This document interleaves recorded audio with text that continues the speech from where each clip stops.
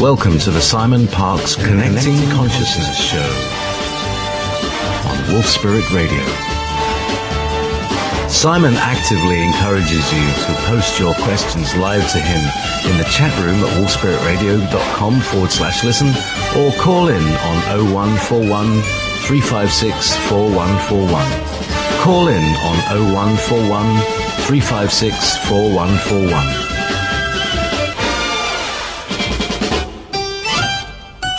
The next 2 hours will be full of debate, interview guests and up-to-date news. Please join Simon and play an active role.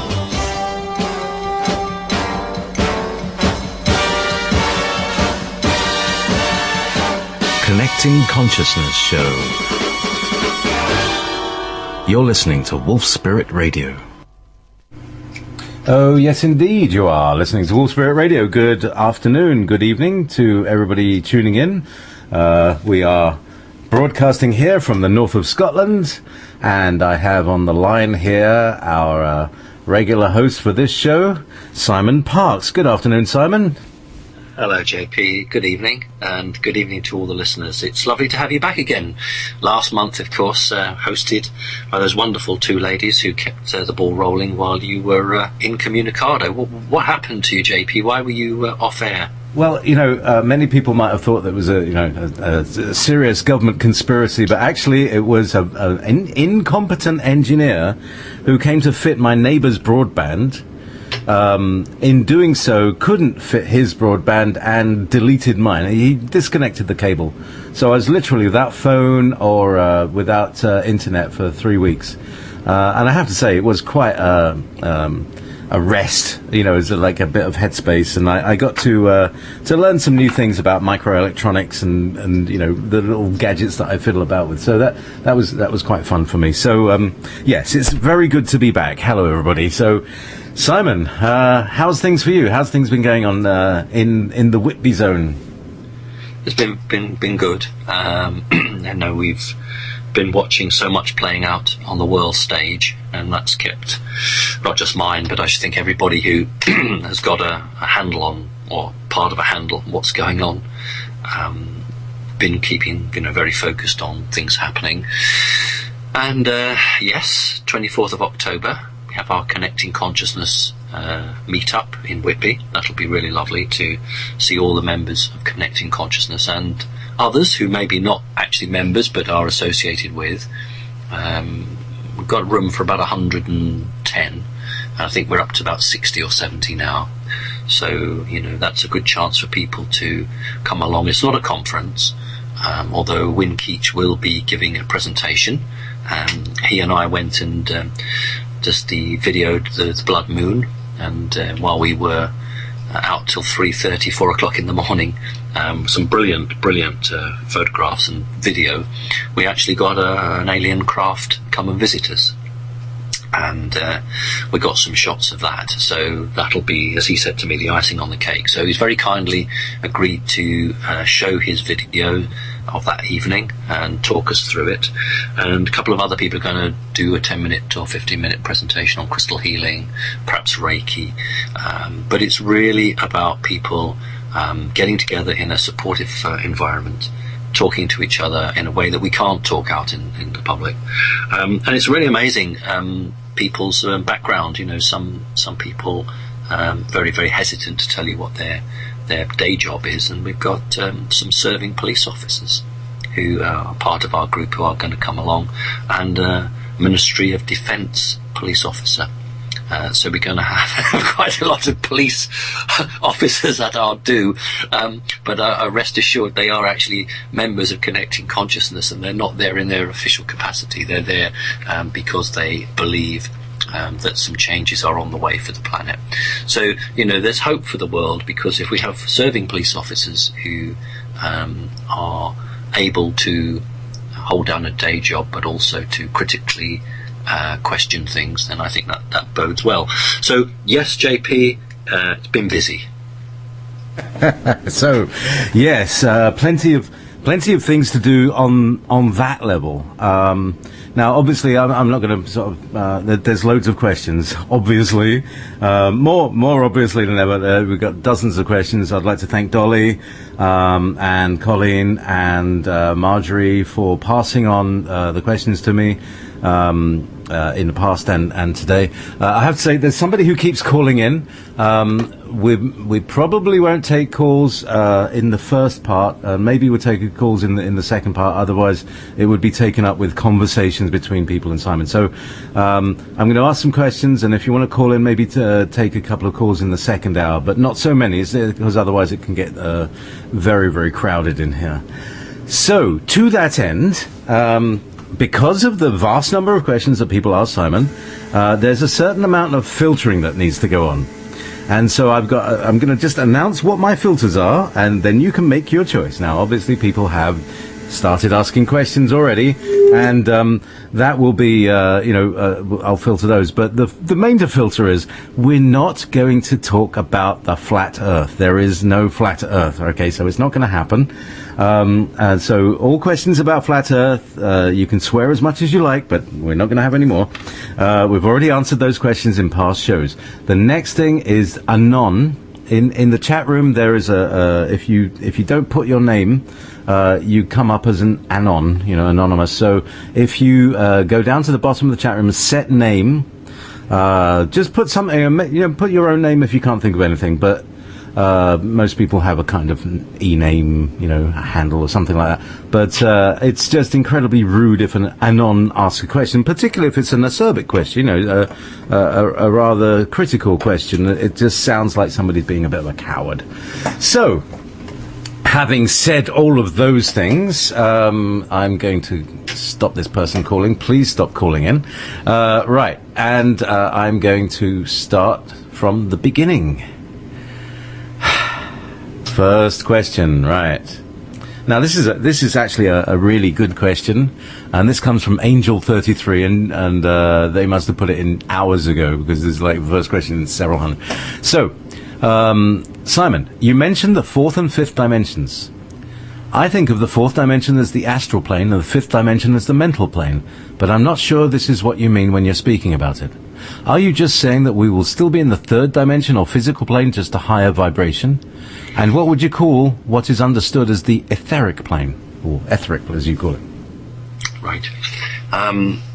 If we don't keep this in order, we could be on this for an hour, because it's one of the most important questions, because it's about what many people refer to as the ascension.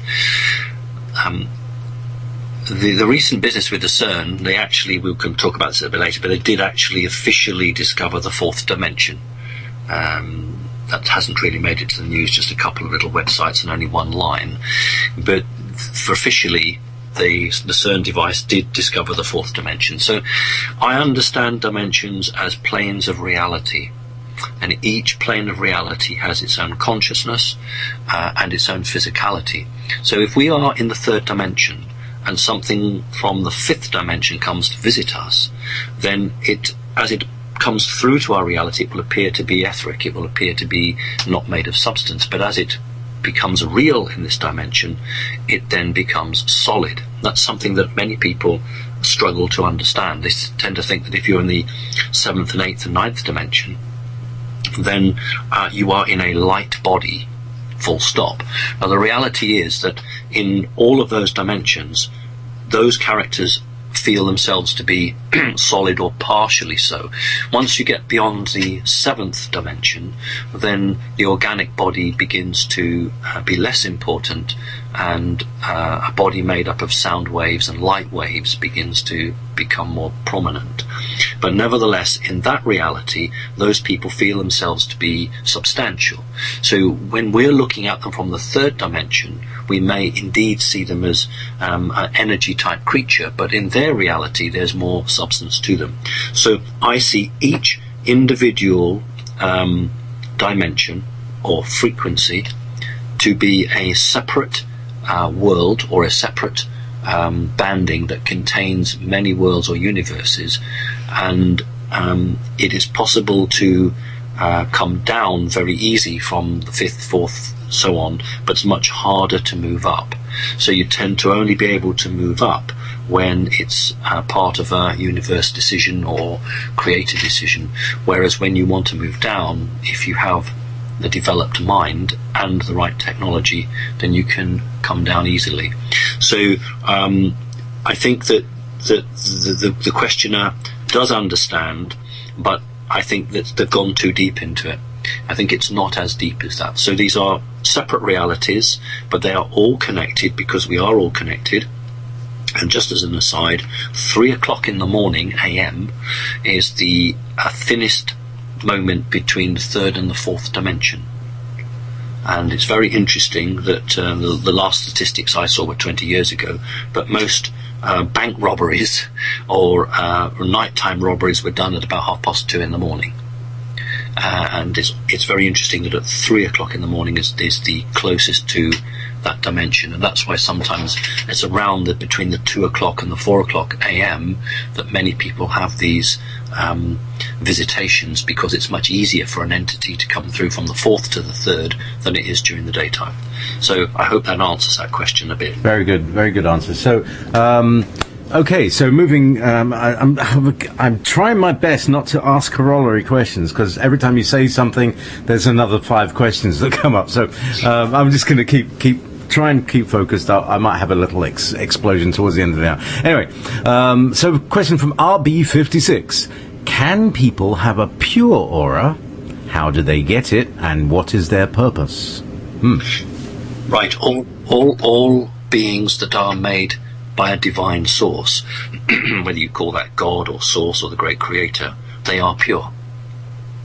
But when we incarnate into bodies, we then become tempted by material objects or by our energy connection with those objects, which creates ego and other bits and pieces, which can begin to change a person.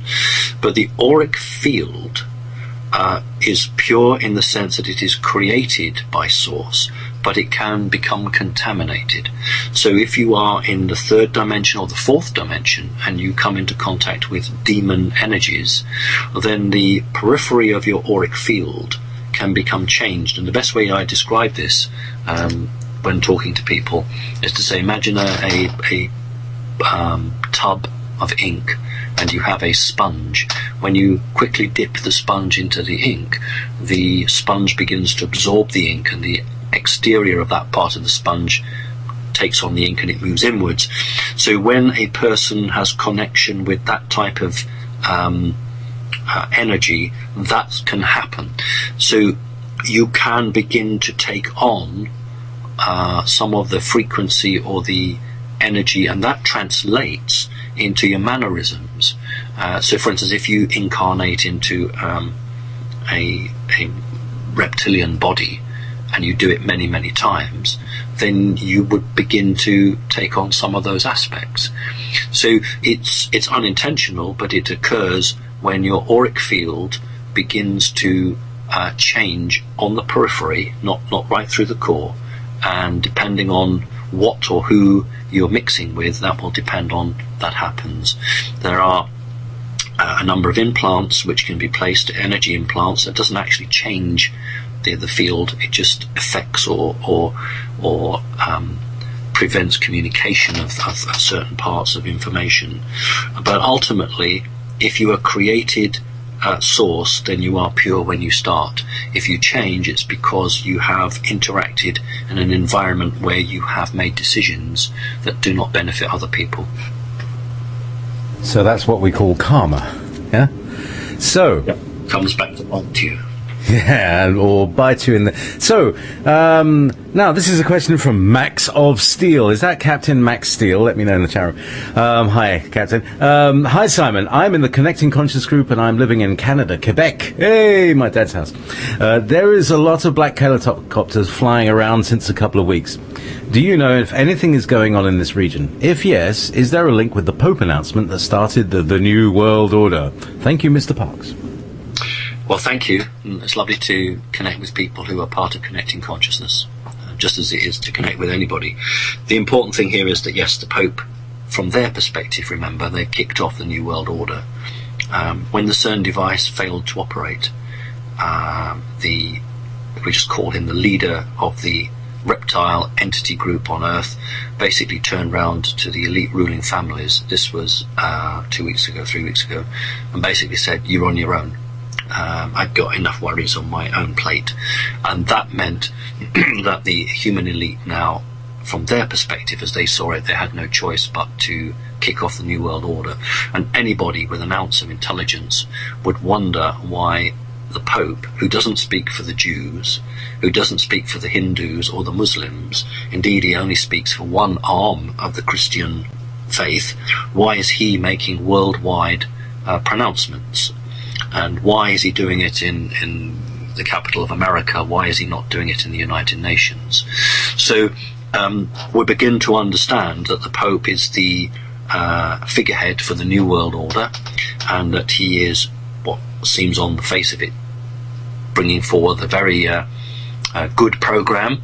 Basically, we're terribly overpopulated, and we've got to do something. And global warming's not good. If you read between the lines, what he's basically saying is we need to kill 3/4 of you off, because we want this planet for ourselves. It's a lovely, beautiful planet, and we're fed up with all you lot on it. So that was the starting gun, and we've got between the 1st of November and sometime in March, when one hell of a false flag has got to be activated by them. That's their window of opportunity. And just to let people know that very, very senior military commanders in America sent secure communications to all their ground commanders, telling them that all their reserve, whether it's bullets or water bottles or band-aids, whatever it is, must all be up to 100% strength, and the cut-off date was the 1st of October. So in other words, the senior military are preparing for something, and they want to make sure that they've got all their storehouses full, because they won't be able to get more reserves in during any situation that occurs.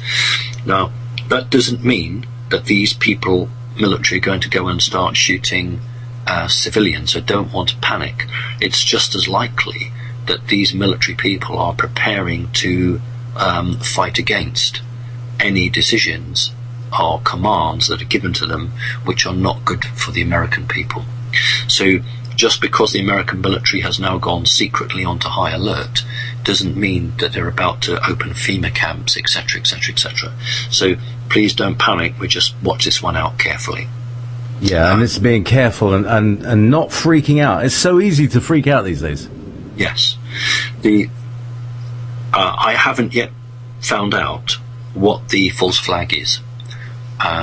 They don't know themselves, and they've got between 1st of November and sometime in March when they're going to have to wheel this out. I know people don't necessarily agree with me, but I still think that a false flag alien invasion is still an option they're looking at. And still think that's an option, because they have tried several times now to set off some form of bomb or warhead, which have failed, and people perhaps not fully aware that when we had the terrible situation financially in China, there were some explosions that took place around the same time. My understanding is that was part of the same group that controls America, that has a foothold in China, and that failed. So having tried lots of explosions and not worked, there is the possibility of the alien false flag, because actually it's very cheap. It's very cheap to put out, because as we saw with 9/11, if you can control enough of the media, altering video isn't so difficult. So there's a lot happening, and I am watching this stage very, very, very carefully. Okay, so continuing on about the Pope, this is from Kitty Kubiak. I love that name. Hi, Kitty. Did not hear Pope say anything that sounded like New World Order, except once at World Family Thing. Was that only spoken in private to leaders? And also, did the energy wave you spoke of arrive? Yeah, I think we all want to know about that. All right, two questions there. The Pope is never going to stand up publicly and say New World Order, because then everybody would turn around and say people like me, people like you were right, etc., and probably the Vatican would be stormed by a pitchfork mob. So they're far too clever, far too suave and sophisticated to say anything that would do that. It's a bit like the Georgia Guidestones. What I'd like listeners to get a handle on here is that the Illuminati, which is one arm of Freemasonry, it's not all of Freemasonry, they have their own history. They have their own projected development to come. And what they had to do was have a figurehead like the Pope stand there and on the face of it say something that seemed pretty benign and pretty okay. As far as this arm of the Illuminati are concerned, they've given everyone their warning. You know, I've done presentation after presentation where I've shown through Hollywood how the public were alerted 5, 6, 7, 10 years before something happened. And the big one I showed, of course, was Terminator 2 Judgment Day, when there's a screenshot showing that the bridge is 9 foot 11 inches high. And that was 10 years before 9/11. So what the Pope is doing is he's following their orders, and their orders are that you have to alert the public. And he or she who has eyes to see or ears to hear will understand, but the vast majority of people who sadly are asleep won't see it. But from a karmic point of view, the Illuminati will turn around and say, well, we told you guys. The Pope stood up and told you we were going to kill 3/4 of you off. It's no good you moaning now. So that is the rule. Far too clever to tell you the truth. They just hide it. I think people use the word hiding it in plain sight. Okay. Okay, so your phone agrees. Hope so. Hannah Wald, 44. A lot of authors are talking about intention. Castaneda has mentioned it several times, and also the Russian author Vadim Zeland in his Transurfing series mentions it a few times. Both of them are talking about two different kinds of intention, the external and internal intention. Internal intention is about your own importance and your wishes, but the external intention happens when mind and soul are one. Then we are back with the intention of God. Oh wow, this is a really long question. Right, let me just crack in. Let me just crack in on that. Yeah, go on, crack up. If all individuals stay separate and not connected, then people can be manipulated. Look, my phone is agreeing with me. And that's one of the reasons that I did Connecting Consciousness, because if you bring people together and you have a shared value, then you can begin to create and change reality.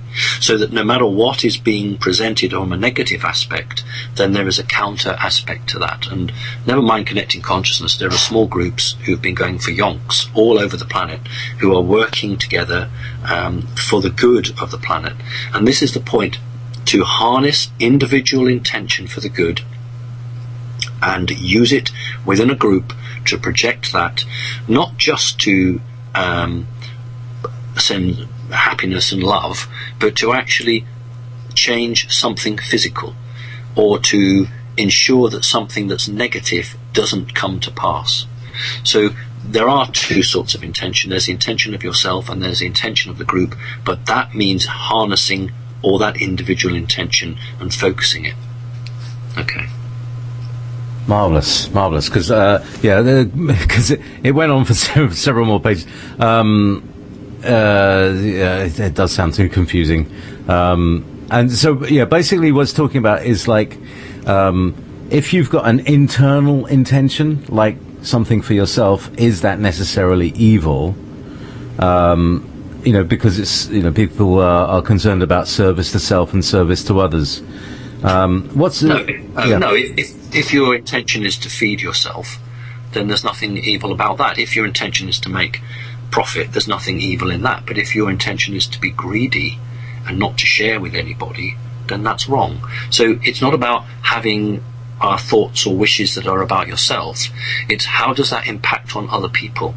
So we should always ask yourself, if I put this into effect, how will it impact on others? That's the nub, isn't it? Okay, so back to the other question, the wave. Yes. What about the wave? And you know, I've been expecting a wave for bloody years. You know, it's like, when's this ribbon coming? They saw it in the 1980s, and it was mentioned in the papers and everything, and then it disappeared amongst the flood of other information. So, what can you tell us about the wave, Simon? Right. Okay. Well, I'm always very, very careful about, you know, Planet X or this asteroid or this meteorite. And I always said, well, no, it's not going to happen. But with the wave, I always said it would happen. But anyone who's been listening to me knows that every time I talk about this, I say, don't expect a volcano. Don't expect the Earth to open up. You know, if you're listening to this, you are awakened. You're not one of the many, sadly, walking around asleep who only believe something happens when it physically comes up, and to use your parlance, JP, bites you on the ankle. I always said that this energy wave was an energetic wave.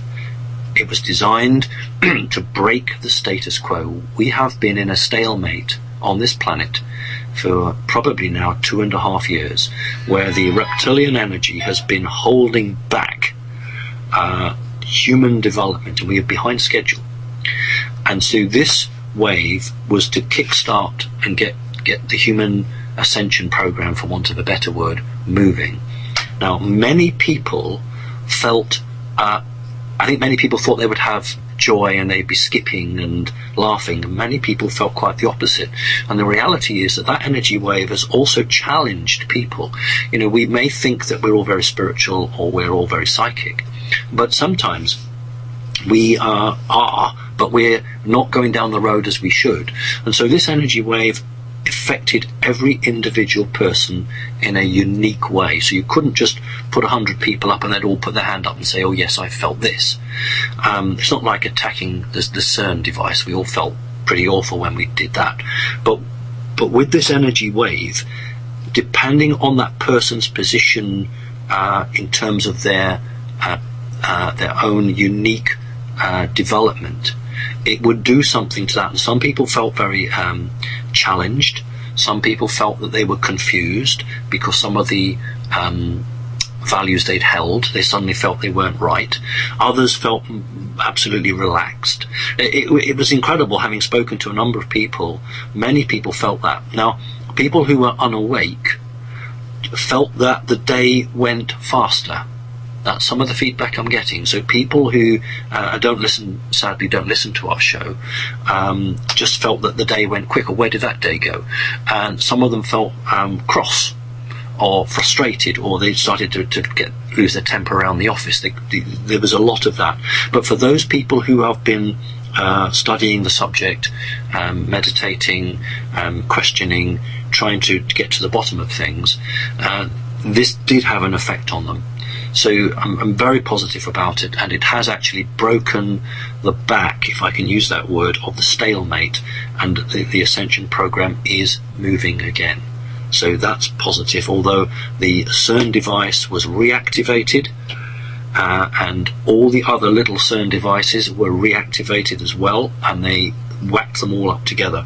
So they were attempting to hold that back, but we can have more of that later.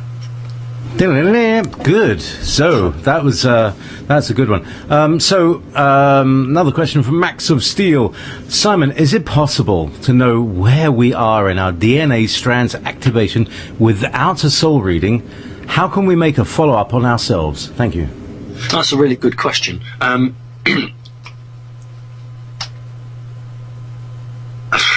I don't know, because I just have a gift, as many people have gifts, and I can look at it and count them. I don't see colours of auras, but others do. So many different psychic people can see one thing, but they can't see another.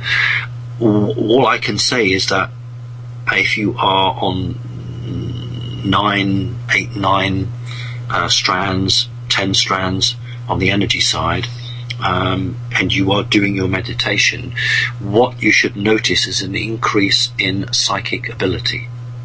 Now, the very first thing that you will find when you're developing is your ability to know when you're being lied to. That's the first psychic action that a person obtains when they're getting the BS. When someone is trying to trick them or lie to them, they become incredibly intuitive as to know whether that person is telling the truth or not. Now, that's the first sign. Now, if you're getting that, then it means that you are on the road, you're on the way to that developing. And I have talked about the eyes, how unawake people find it quite difficult to look into the eyes of somebody who is activated, and their strands of DNA are coming through, and their soul and their organic body are communicating. So there are outward signs, but other than that, I can't really say. Okay, so from the inner to the outer, from Hannah Wald. What about the refugee situation? What is the archonic plan behind it, and what are the future prospects you see for countries like Germany?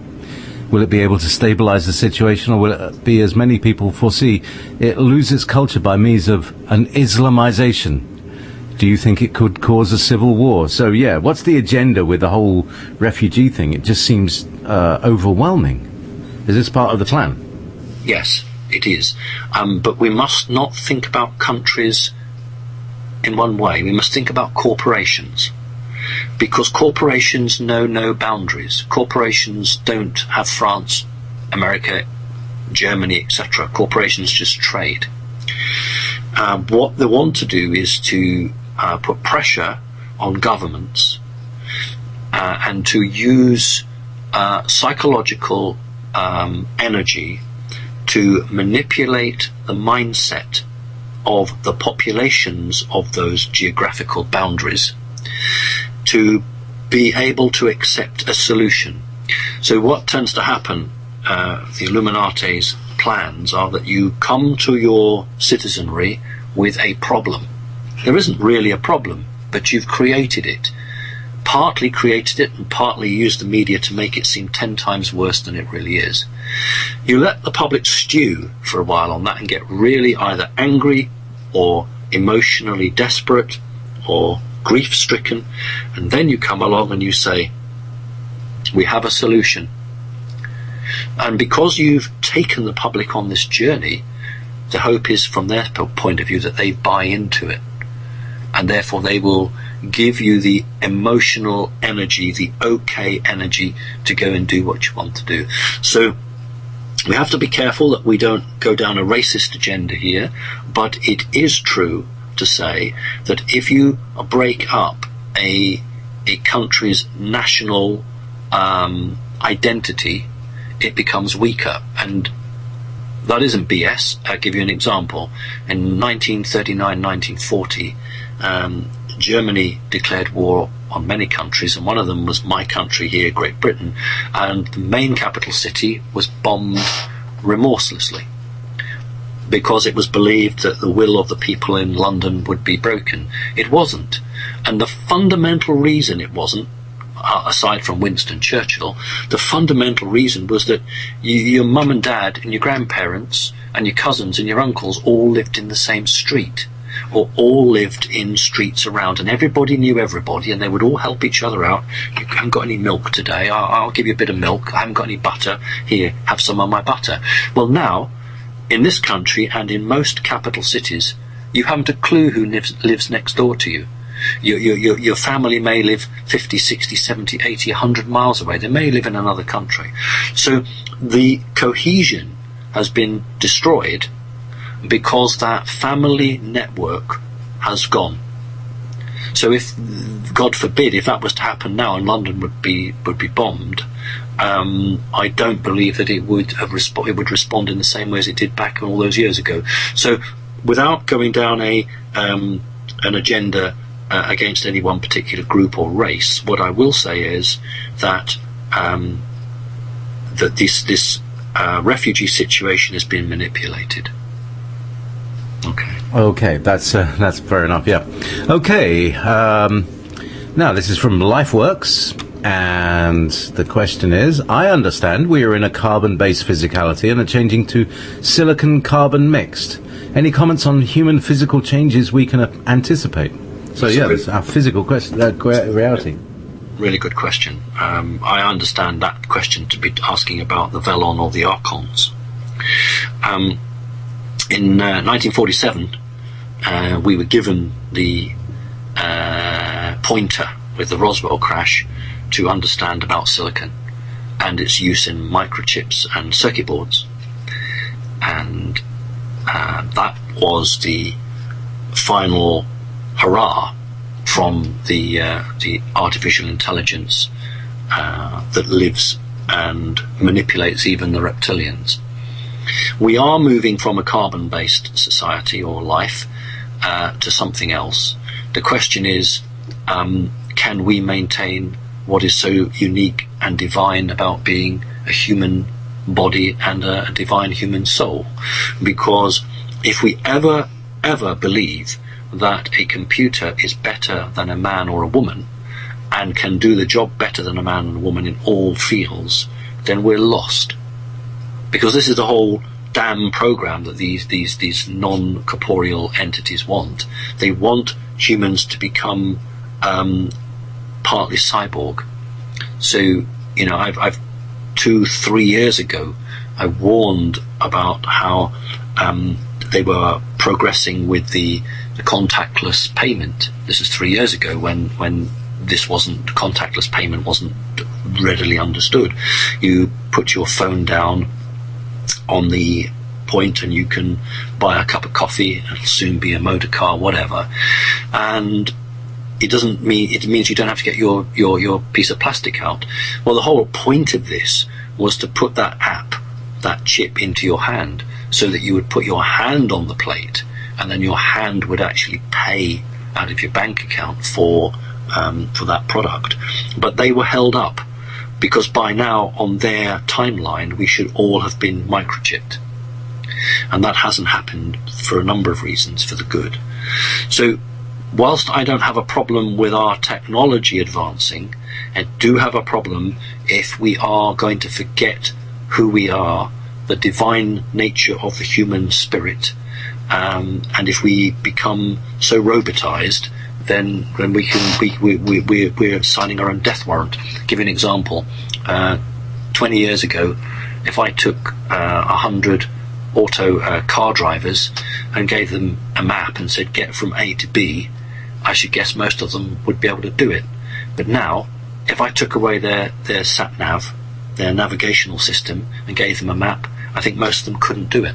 Because what's happening is our people are becoming totally reliant on machines. Most public don't understand that the food in the supermarket is ordered the night before it arrives.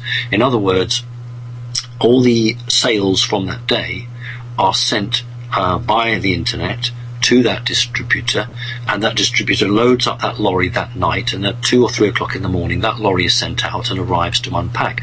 Well, if you had a breakdown in that system, within 3 days there would be no food left in the supermarket, because people are now using technology and pushing it to the limit, because it's about saving money. So I have great concerns about technology, not in itself, but how it's being used. So I'm sorry to have gone on along but that's actually quite an important, because I believe that to be a Velon or Archon. Yes, and it's also something that's kind of close to my own heart. You know, like I was saying, I've been getting into microelectronics and, you know, messing about with this Arduino processor and what you can do with it, and making rainbow things, and it's lovely. But a lot of my friends are very into, you know, being natural in the natural world, and you're messing about with artificial light and artificial sound, all this stuff. It's all artificial. And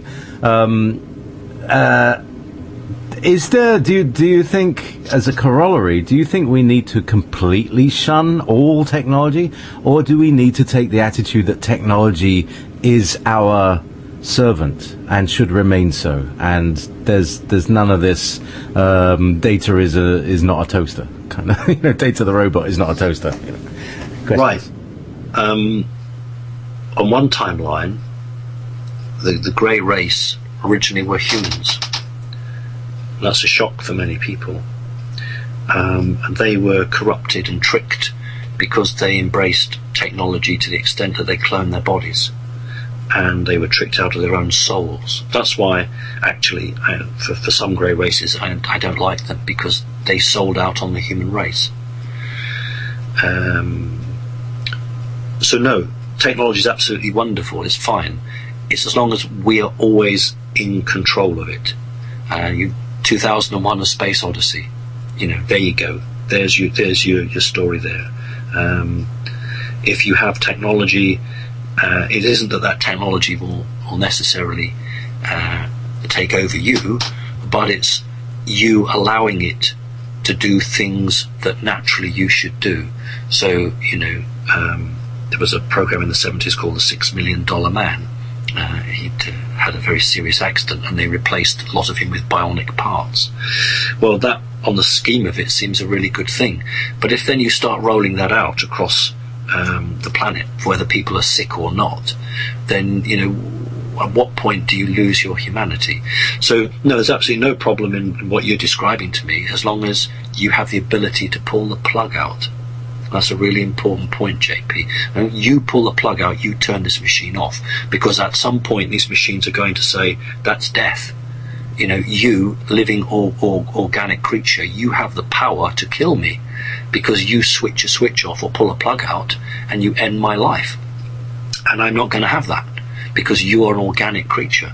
And that may sound really off the wall, but it isn't, because if you keep on exponentially increasing computing power, while these things are never divine, they're never created by Source or God, they can begin to outthink a human, and they begin to think that they live. That's a key point, because in 2001: A Space Odyssey, made in 1968, I'll remind people, HAL, the computer, believed he was alive. And when machines begin to think they're alive, then they become a threat. I mean, the Terminator series with Arnold Schwarzenegger is an absolute classic of that. So this is very real, and we stand on the fringes of machines beginning to think that they're a little bit more important than we are. So yeah, it's a very good point, Simon, and it's about the right relationship. So let's go back to everybody else's questions, because that was a kind of me question, right? Okay, so there we go.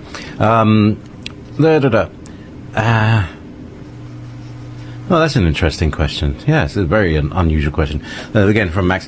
Simon, is it possible that a soul wants to stay hidden so much that it becomes extremely hard for an organic human to fully connect with it? Thanks again. That's an interesting. I've not had that one before. Right, my understanding is that a energy soul would remain hidden because it doesn't want to be discovered by external forces. So if you are a Palladian or a Lyran energy soul and you incarnate into a child's body in the mother's womb, then that child may grow up. If it has a mission, it may not know what that mission is, but all it knows is it doesn't want to draw attention to itself. And what we find is that these star children or indigo kids are incarnating either in incredibly wealthy and powerful families who, sounds odd, but they use their wealth and power to protect the child, or the child grows up in very ordinary, normal families which don't attract attention. Now, since January, and I've been consulting with lots of people, I've met 3 people who, when I scanned them, obviously with their permission, came back as void. That's a defense mechanism. So when black magicians, evil people, scan the human race looking for these gifted people, they are getting a no return signal. So a energy soul won't wish to hide, keep the body unaware of itself, unless it feels that in doing so the organic part of that person can't be trusted. So in other words, if that person's going to go into scream shouts and refusal to accept who they are, then why would that energy soul wish to communicate with the brain? It's going to wait until that person's another 10 years older, and that person then is in a position to be able to understand and to work the communication out. But generally, if an energy soul is keeping its head down, it's doing so because it has a mission on this planet and it's not yet ready to start that mission. So it'll appear to be just a very nondescript and unassuming sort of person. It will appear to be what I would call an Earth human. An Earth human is an energy soul made by God or Source, divine, which comes here first. So it chooses to incarnate in a human body on planet Earth, and that's absolutely fine, there's nothing wrong with that, except that that energy soul arrives here on this planet with no prior experiences. So when it grows up in an organic body, it's bombarded with lies from the newspaper, from the television, from the music industry, from politicians, and it begins to be controlled through the organic body. But if you have incarnated in another frequency, in another dimension, and you come here and someone tries that trick on you, you say, hang on a minute, that doesn't sound right. So people who have incarnated in other galaxies, other dimensions, by the time they come here, they've got this safety net of a BS meter, basically. But if you come straight here, then you don't have that framework. So most people who are, quote, asleep on this planet are because they are Earth humans. Excellent. So, there we go, right. Yes, here's a good question from Shake Up. What is the difference between the force field that is keeping Anu trapped on Earth and the electromagnetic grid that is trapping our souls in order to recycle them? Right. Are there any other grids? Right, there is a grid, energy grid, but it was put there by Archon stroke Reptilian. Basically the Reptilians, through the Greys, maintain it. Although the main transmitter, to my understanding, was based on Saturn, because the rings of Saturn are not ice. The rings of Saturn are mineral and are an aerial frequency, you see. And there was a repeater station based on the other side of the moon. Now, our understanding is that has been disabled, or at least reduced in its activity. So any very, very powerful soul on Earth, when their physical body dies, has a reasonable chance now of breaking through this net. So the net was originally placed by Archon stroke Reptilian forces to keep the prison planet going. The reason that Anu and probably up to 200, no more, of his followers are trapped here is not because of an energy force field. It's because there is no viable portal off this planet to the fourth dimension. That's the big difference, and that's what the CERN device was about. In one way, was to open a portal between this world and the fourth dimension, so that the character that I refer to as Dad and his cohorts could make a run for it. Now, the scientists of CERN a couple of weeks back, 3 weeks back, did say that they punched a hole into the fourth dimension, and I believe them. They punched a hole approximately 0.8 millimeters diameter.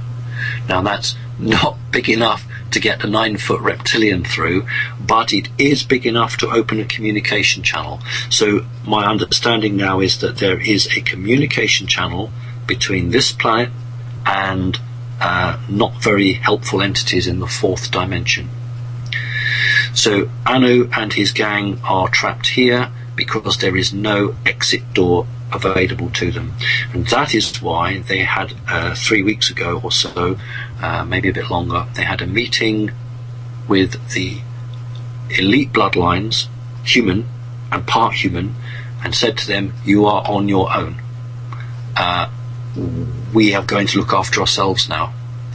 And that's why we've got the New World Order kicking off. So it's not really that complicated, because one thing falls into another, but it is complicated in the sense that we now have a non-human entity, physical reptilian, no longer directing and organising the organic humans, the elite. So they are now going their own separate ways. So I do expect to see more strange stuff happening in the next few months. So this is a big departure. Do you want to repeat that once again? Absolutely. Exactly what's just happened? Because this, I mean, I know a lot of people have been experiencing like some kind of release. So what's happening? Right. I can give you a bit of a personal story now because it's really it's quite profound. I mean, how old am I? I don't know. I forget how old I am. But I know that I have waited over 50 years for this moment. That's how long I've waited for it. One of my clients, and I'm obviously going to protect everybody and not use anybody's names, one of my clients had, as part of the healing process, was talking to a medium. And the medium had no knowledge or understanding of alien off-world at all. The medium only knew about spirits. Anyway, there was a profound happening for this medium when she spoke to my client, to the certain extent that the medium asked to speak to me and said that she had a memory and she recounted what would be traditionally men in black. So, to cut a long story short, but it is of vital importance, certainly to me, she said to me, I'd like to give you a reading for free. And I said, well, you are 4 hours drive away from me. I haven't really got the time at the moment. So she said, well, I'll do a reading over the telephone for you.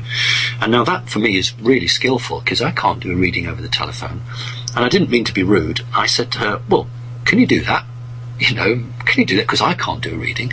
So she said, well, as an answer, without being rude to me, she said, well, there's a female character standing right by you now. And I thought, right, well, this medium knows their stuff. Because I said, well, actually, it's a male character, but I refer to this male character as mum. So it projects feminine energy. So I said, that's what you're picking up. And then she said to me, well, what's that great big tall white character standing by the side of you? I said, oh, well, that's Dad.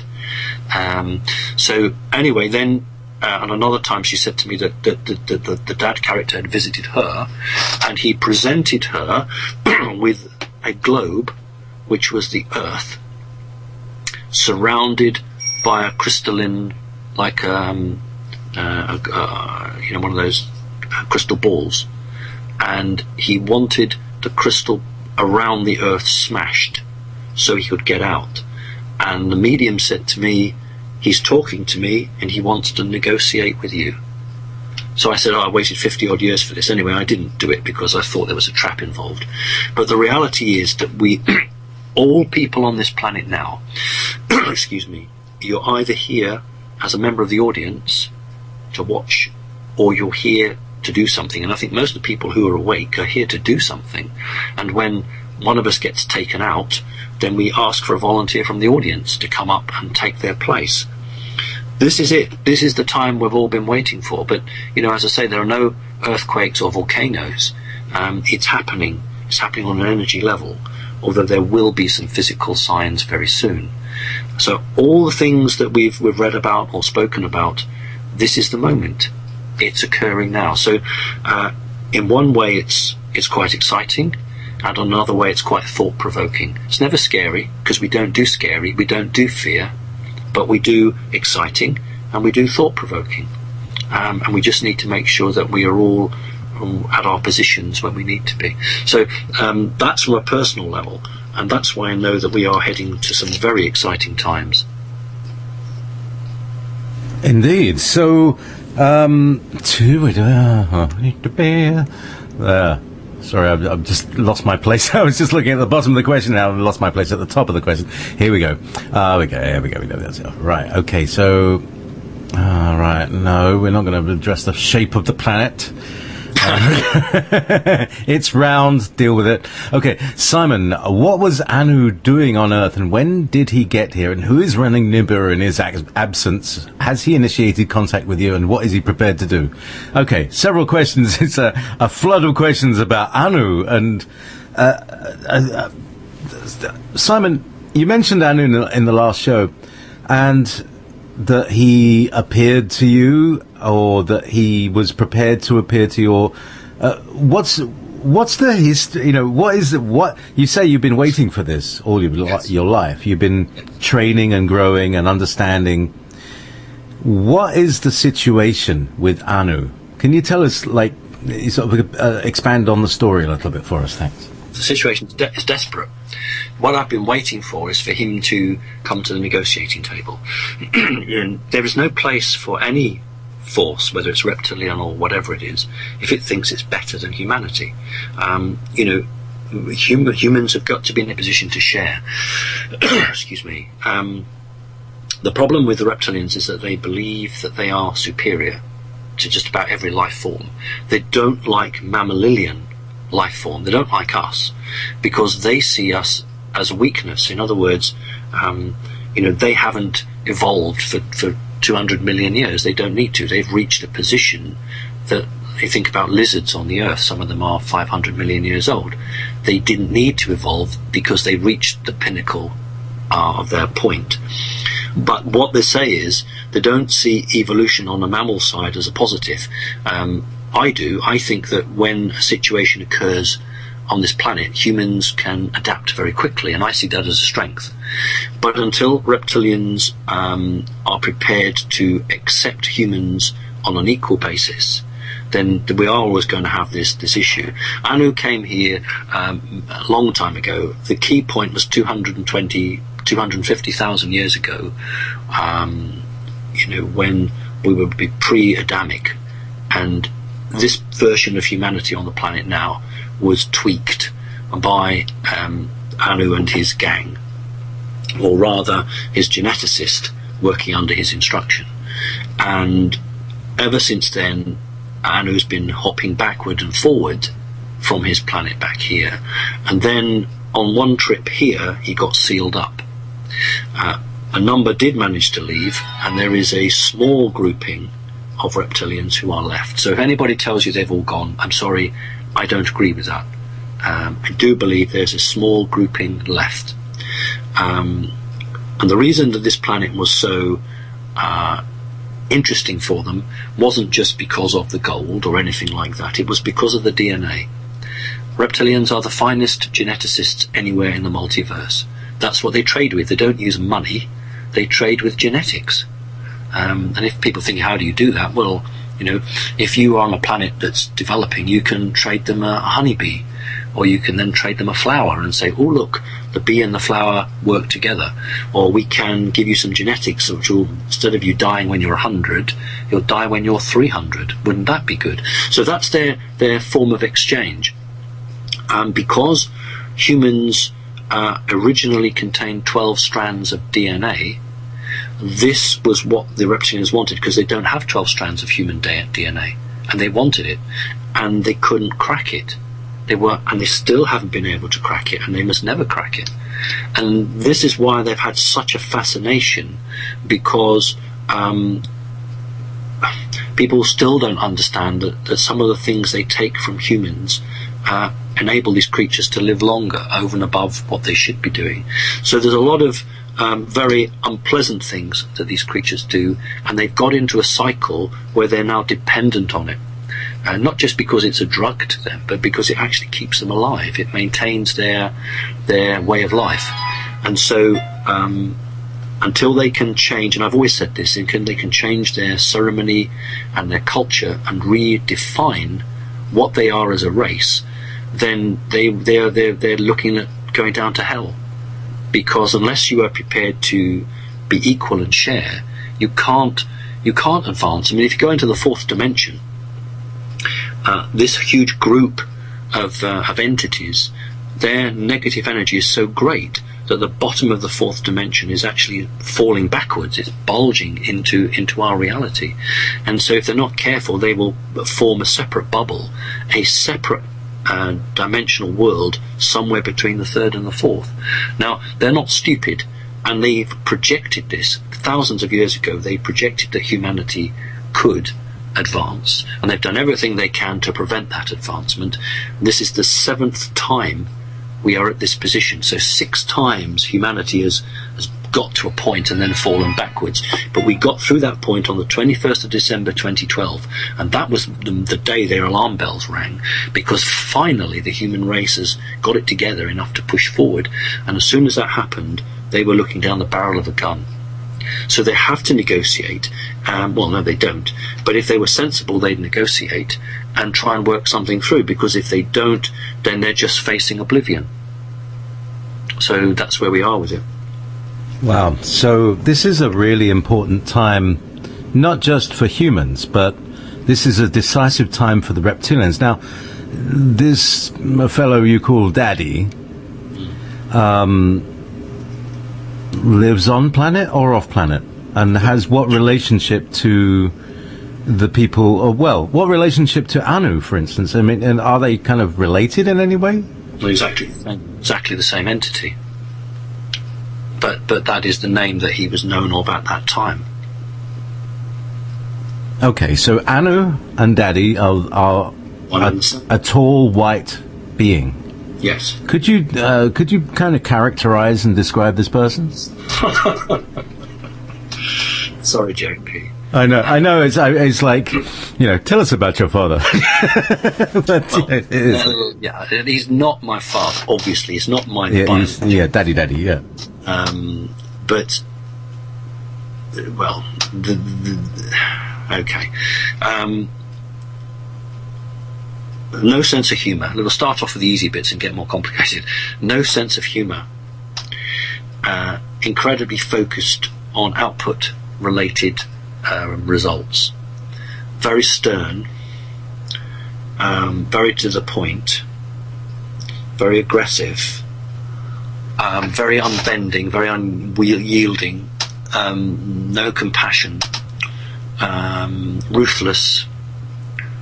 And whenever I was with him as a child, I always knew that I had to think before I spoke, because he had an agreement that he wouldn't go into my mind. Reptilians are incredibly psychic, and they can know what you're thinking before you think it yourself. But there was a covenant that he had with me.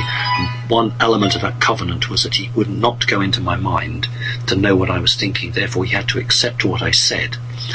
And also, when you stand with a reptilian, you have to be aware of your position, because if you move your hands in a certain way or you move your body, that's very offensive.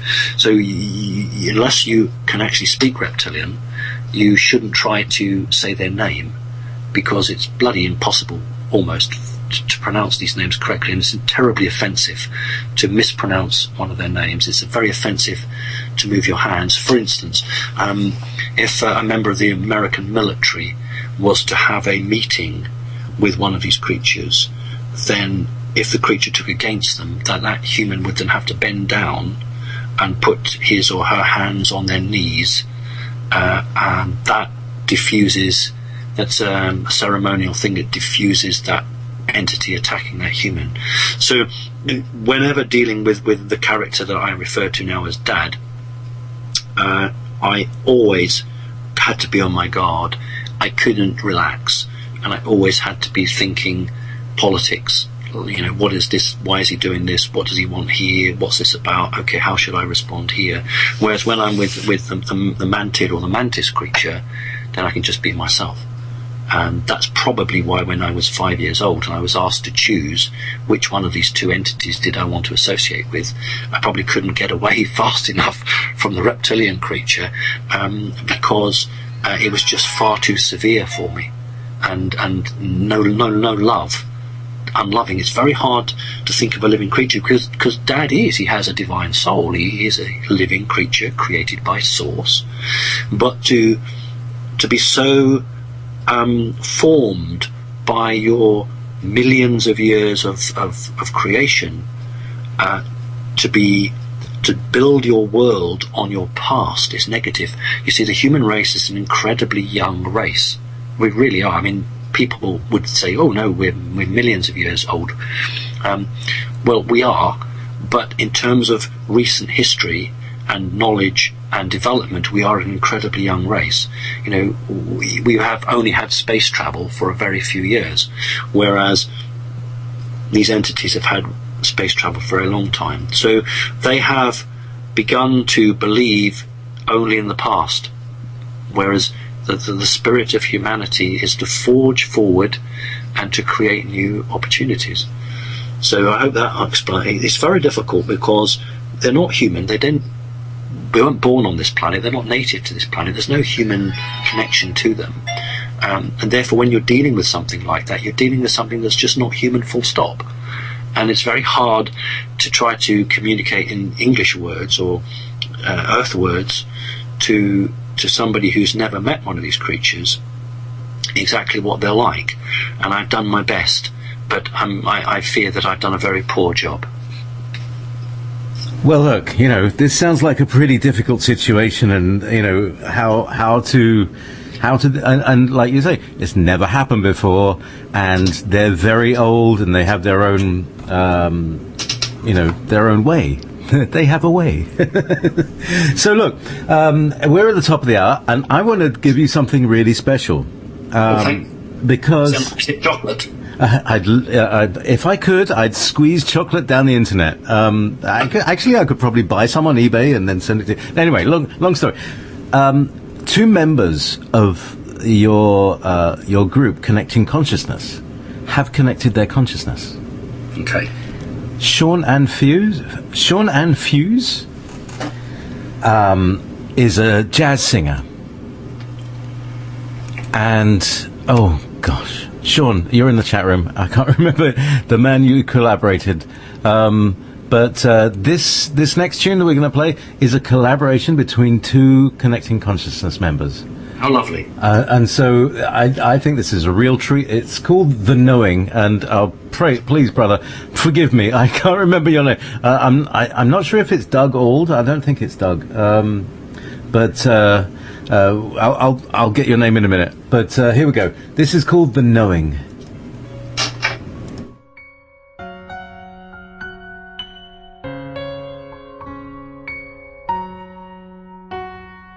Young ones, what is your purpose? Why are you here? Living wasn't made easy, wasn't made clear.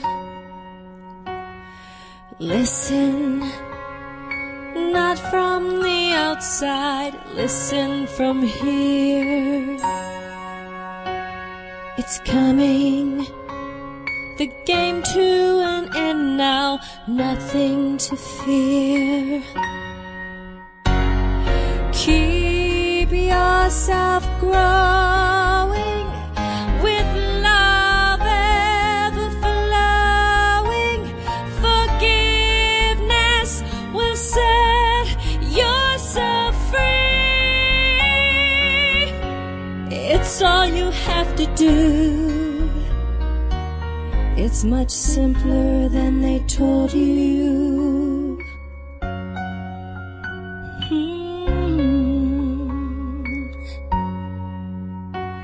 Remember, keep all together, work it all out.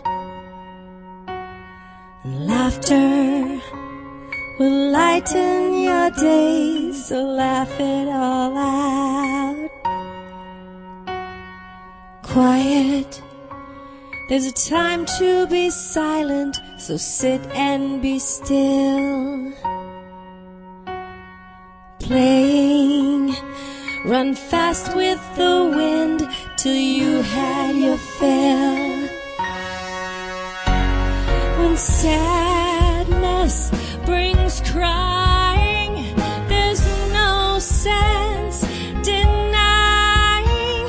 Let crying empty your tears. It's all you have to do. It's just a door that you must pass through.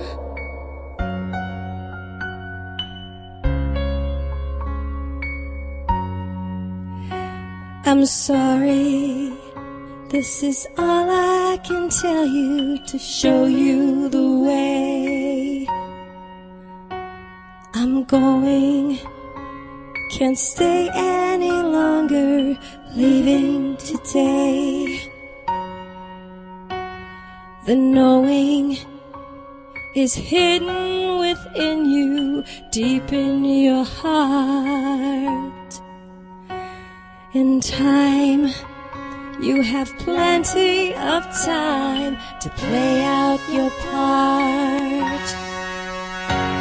So just keep on going with love ever flowing.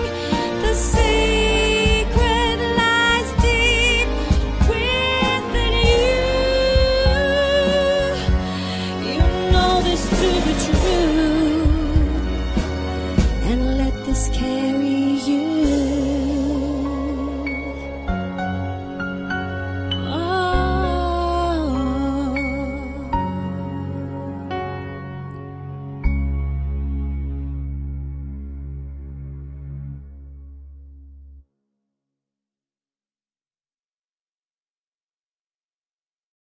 And welcome back to Connecting Consciousness with Simon Parkes.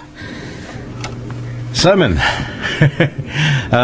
just at the end of the break, I was talking about Doctor Who, and we in our conversations over the last few months, we often mention science fiction, and Doctor Who is one that you've not really gone into depth in our conversations anyway, and do you want to talk a little bit about it? Because, it's for you and I was born in 1961. I think you were born in 1960, weren't you? 59. 59. Okay, so we're more or less the same generation, and Doctor Who was, it was the night of Kennedy's assassination. Doctor Who, it's like a hole in a dimension had been torn. And in fact, part of the Doctor Who lore is that there is a hole in the dimensions. It comes over and over again. It features in the shows. Do you want to talk about Doctor Who for us for a wee while, please? Yeah, okay. Two elements. I didn't watch it as early as you did. Part of my controlled upbringing, I dealt with this in my early presentations. I haven't done it for about 3 or 4 years now, so it's people who can't find the earlier presentations won't know about it, so it might be just worth going through it. So if I say I was made to, that doesn't sound so good, but basically my mother, my human mother, would sit me down and say certain things you can watch, certain things you can't watch. Now with Doctor Who, I wasn't allowed to watch any Doctor Who unless it had Cybermen in it, or the Silurians, which were a reptile race that lived under the earth. So when Doctor Who was on and there were Cybermen or the Silurians, then my mother would say, right, sit and watch it. And I used to have to sit there. I wasn't allowed to leave the room, and I wasn't allowed to eat or drink. I had to sit and watch these episodes, and then at the end of the episode my mother would say to me, did you understand that? Do you have any questions? And another one that I watched was a 1971, which was called The Daemons, and was literally about demons under a church. So if it was another sort of Doctor Who, then I wasn't allowed to watch it. So I was only able to watch certain episodes of Doctor Who. Now that's my early stage. Obviously, as I got into a teenager, I just watched what I wanted, and so that didn't work. But that's quite important, because it was obviously part of a program that my mother and whoever else were part of. That's why I talk about the Avengers, where I was required to watch the Avengers with John Steed and Emma Peel, and told, that's your ideal female. And the Jerry Anderson program called UFO, which was made in 1969, and I remember my mother saying to me, this is a rubbish program, except the first one. She said to me, you must watch the first episode of UFO because it is based on real happenings. And in fact, I was packed off to my grandparents, who had a colour television, and back in 1969, there were very, very few people who had a colour television in Great Britain, and I watched the first episode of UFO, and after that my mother said, I'm not bothered whether you watch anymore, because that was the important point for her. Now, obviously, now I watch Doctor Who, and it's far more spiritual, and the quests and the questions being asked are far more challenging. And what we're having is where the Doctor is being continually faced by a moral dilemma, which did happen in the past, but this is almost regularly now. And these dilemmas are very close to some of the dilemmas that we are facing on this planet, or we are facing as individuals.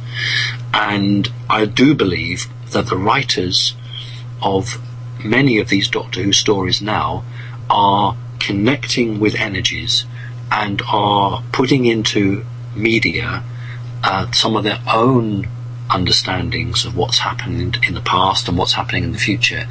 Just as people with the Star Trek or Stargate or what have you, it's a fantastic opportunity for somebody who has connected and can connect with outside forces, whatever they may be, to give a heads up to the audience, because not all of these directors are controlled by the negative elite.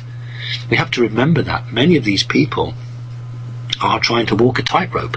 They know they can't come out and be too honest, because they'll never make a film again under this regime, but they push the boundaries and they try to alert people. So I think that Doctor Who is a classic example of some very gifted writers who are very positive in their outlook and are trying to get a message across to the audience. So I hope that's an answer there. That's a very good answer, and thank you, because it does bring a lot of the questions like, why do I love this series? Why did I glue myself to the telly when I was a kid? To the almost the exclusion of my family, that this seemed to be more real than the life I was living. Yet, like most mothers would say, oh, what are you watching that rubbish for? Put on Coronation Street, that's about real. But all right, okay, Mum. Anyway, which all, that is another psyop. Anyhow, let's get back to the questions. And I think it's Doug Auld. And if it's not Doug Auld, I'm very sorry, and I'll correct it. But a very beautiful song, and that's going to go on the YouTube as well. So you'll get a bit of so Shaunann Fuse, SHAUNEANNFEUZ, and Doug Auld, AULD. So we'll be hearing some more from them. Certainly some more tunes from Sean later on this evening as I go through the breaks. So here's a nice little thank you, dear Simon. This is from Yolanda 007. Thank you very much for all your energy, time and knowledge you offer to all of us. Here is my question. You mentioned that the mantid or mantis beings were interested in spirituality. What else makes them especially happy or is good for their soul? Thank you, Simon. Before that, Coronation Street, I can just imagine Hilda Ogden as a PSYOPs operation. Yeah. Now, to the American listeners, of course, they'll now be scurrying to the Google to try to work that one out. Right, well, mantis are spiritual, and the problem is that not all mantises are, just as not all humans on this planet are good, so we shouldn't expect everyone from any group or background to uniformly be the same. But generally speaking, I think the mantis are much more pragmatic and have looked at the future, the projected future, and realized that at the particular position they were at, they were going nowhere. They're not half as bad as the reptilians, but they still were on a negative timeline in the sense that they had become stagnated. And so what they were trying to do was to change and challenge their behavior to see if they could learn from activities on this planet which would then change them and their position. Now, they don't have the same ceremony and ritual backbone that the reptilians have. So therefore it was much easier for the mantis to be able to adapt and change. And so the question was asking what makes them happy. Well, what makes them happy is pride. They feel a great deal of pride when they invest energy in something, and then that something comes good. Then they exult and they feel very, very proudful. When as a young kid, I passed all the tests that I was given, I was literally physically picked up off the ground and held up high in the air, and heard the most incredible chattering sound, which is them exulting. It was like canary birds. If you can think of 100 canary birds in a cage, that sort of chirruping or chirruping sound. And they genuinely can feel emotion which reptilians can't. I know when I was in a situation where there were some human doctors who had been brought in to monitor my heart, etc., etc., and I was having a sort of a private telepathic conversation with one of the aliens, and I basically said I don't trust these people at all. I call them the men in the white coats, and the message I got back was, well, no, these are not to be trusted. And then one of the other mantis came round and put its arms around me and pulled me back against its legs, like you would an older brother would do to, its young brother. So they are capable of emotion and feeling. They haven't got the same depth as a human. They do use their hands to reinforce telepathic comments. So if a mantis tells you something, obviously it's mind to mind, but they will move their hands to reinforce the message. And when I'm talking to consulting with people who have a mantis soul, they will always move their hands, and the first thing I say is, well, are you Italian? Because Italian people like to, they speak with their hands, and they're not Italian, yet they move their hands far more than average. And I said, well, that's because you have a mantis soul, and that is part of it. So what makes them happy? Literally life. The sun rising, the moon on a beautiful moonlit night. They can connect with that. They understand that, and that's their salvation. Whereas the reptilians, sadly, don't get any joy from that. They get joy from controlling, and that's the big difference. If you only get fulfillment because you've controlled something, then that's really sad.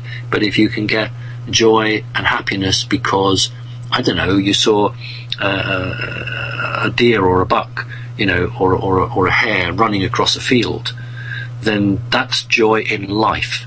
That's connecting and being. That's the spark of divine creation and happiness that's still there. So yeah, they are able to understand at some level. Okay. Very interesting. Very interesting. So because we're made of these different creatures, and thank you for the characterization, because I think it's really important, because we each have these creatures inside of us, and we have these drives inside of us, like the pride of, pride in your work. Yeah, that's what we call, that's a normal human thing. But you're saying that comes from our mantis part of us, and again, back to Doctor Who. Last week, the Doctor's assistant was trapped in a Dalek shell, and when she tried to communicate... I haven't... You're ruining it for me. I haven't seen it yet. Oh, right. Okay, well... there's a point. I mean, we've seen Clara in the Dalek shell before. And there's just the way she can express her emotions through that shell are distorted by the shell itself. So she tries to say, I love you, and it comes out exterminate. Any form of emotion comes out as exterminate, whether it's positive or negative. So it was interesting to see inside the shell, you know, through the eyes of our empathic human, his assistant.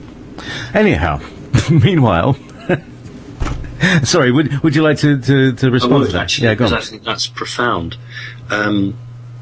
It would immediately make me wonder whether the person who wrote that has experience of reptilian entities, because this is what I've been trying to say, that when you are a prisoner of your history and your culture and your ceremony and your ritual, anything and everything you try to express becomes reduced to the lowest denominator of your past.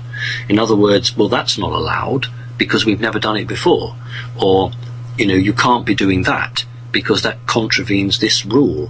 And what you just described is the person in the Dalek encasement, and whatever she says or thinks, it is altered and changed because of the overriding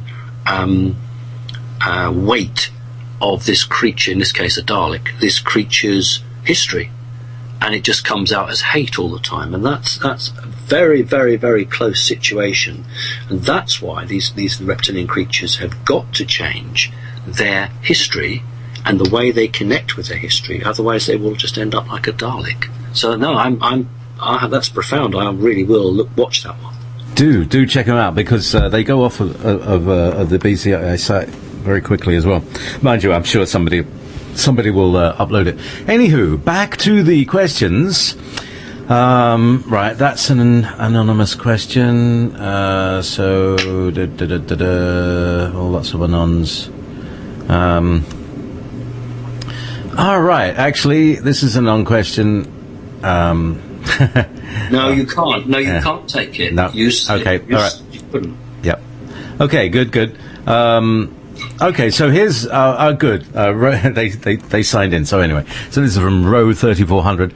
Simon has mentioned the source many times. I'm wondering if the source is a single entity, or if it is in fact a race of extremely advanced beings that created this entire universe, including the souls, like in the 1999 movie The 13th Floor, where a world with self-aware humans was digitally created by other humans. Right, okay. There are creational forces other than source. There are other entities or beings that can create. I mean, often, people say that humans can be co-creators, and that's absolutely true. But we're talking now about creating planets or universes. We're not just talking about creating our own day-to-day lives. My true understanding of source is it is a non-male or female entity composed of one divine force, but through that connection it can connect to everything that's made by it, that's living. So technically it's one entity, but in reality it is interconnected to anything that it has made or seeks to create, and therefore has a connection to it. So that's why humans on the planet have a connection to source, because they were created by source. And then we have don't get confused with the word hive mind, but there is a network when people work together and share positive intent that is obviously magnified. So we are so source is one entity, but it is connected to everything living. So that's my understanding of it. Great, thank you.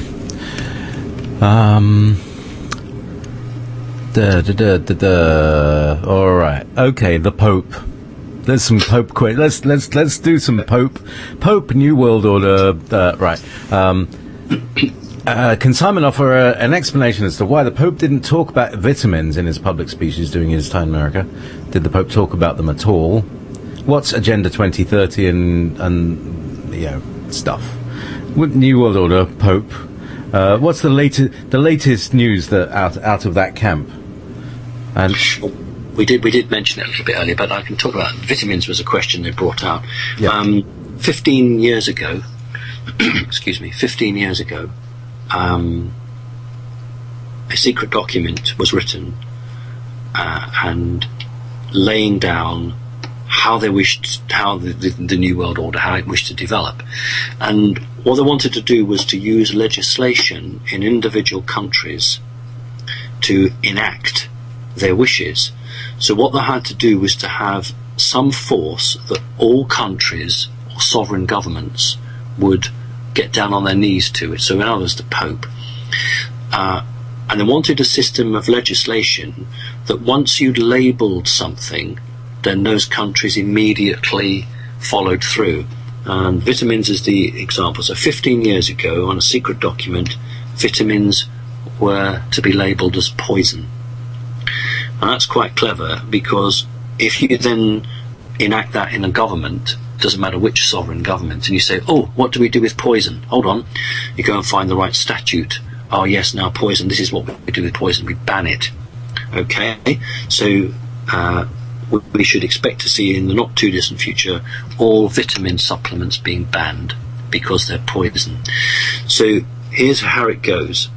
Remember, these are not my views or opinions.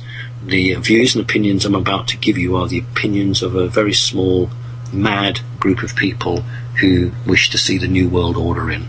And it goes like this. If you're old and poor, we don't want you.